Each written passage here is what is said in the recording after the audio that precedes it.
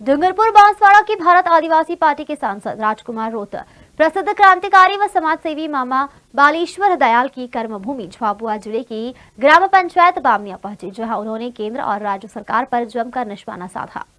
आपको बता दें कि सांसद राजकुमार रोत ने बाबा बालेश्वर दयाल की समाधि पर मत्था टेका और कहा कि इस देश में जल जंगल जमीन पर सिर्फ आदिवासियों का ही हक है।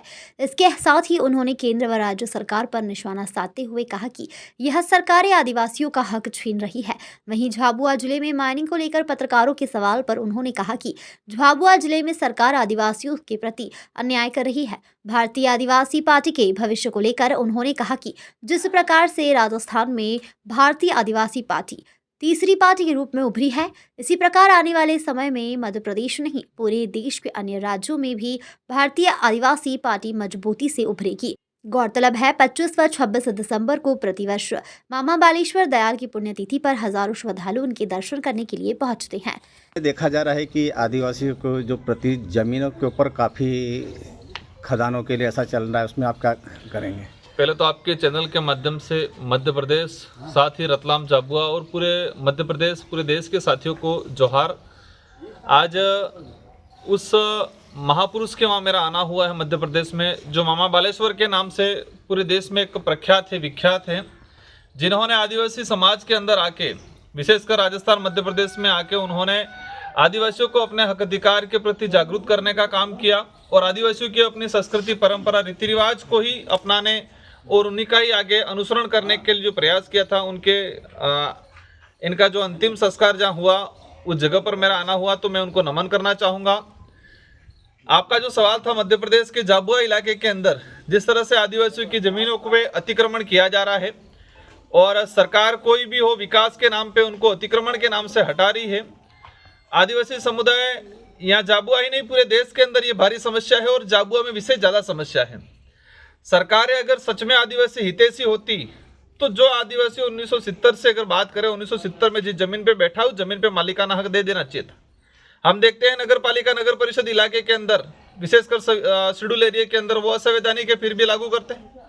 जो 5 साल पहले आके कब्जा लेता है उसको मालिकाना हक मिल रहा है, लेकिन जो 60-70 साल से जिस जमीन पे बैठा हुआ उसको मालिकाना हक नहीं मिल रहा है।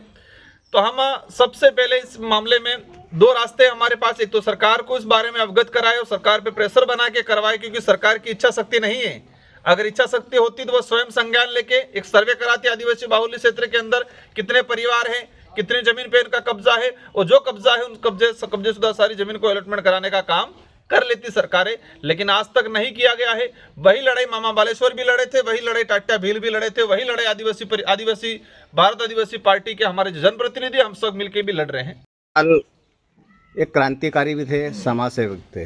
अनेक बार भारत रत्न की इनको देने के लिए यहाँ के लोगों ने, गणमान्य नागरिकों ने भी सरकार से मांग की थी। इसमें आप दिल्ली में संसद में बैठकर क्या कहें? बिल्कुल, मैं आपके चैनल के माध्यम से हमारे मामा बालेश्वर के जितने भी जो अनुयायी हैं, भगत हैं, उनको मैं आश्वस्त करना चाहूँगा। मैं दिल्ली सदन के अंदर इस बात को पुरजोर तरीके से रखूँगा और रखूँगा ही नहीं। भारत रत्न की जो बात है, अगर भारत रत्न की बात आती है, देश में कई लोगों को दिया गया है, हम किसी पे कटाक्ष नहीं करना चाहते हैं, लेकिन कुछ लोग ऐसे जिनका कोई योगदान नहीं है उनको भारत रत्न मिला गया है। लेकिन मामा बालेश्वर ने बहुत बड़ा योगदान दिया इस इलाके के लिए और आदिवासी समुदाय के अंदर अपना पूरा जीवन त्याग के यहाँ पर इन समुदाय के लिए, और आदिवासी समुदाय नहीं सभी समुदाय के हित के लिए एक मानवता में विश्वास रखते हुए उन्होंने यहाँ पर हर प्रकार का जन जागरण करने का, यहाँ के लोगों में क्रांति लाने का, यहाँ के लोगों की हक अधिकार की, आज़ादी की लड़ाई लड़ने का काम किया है।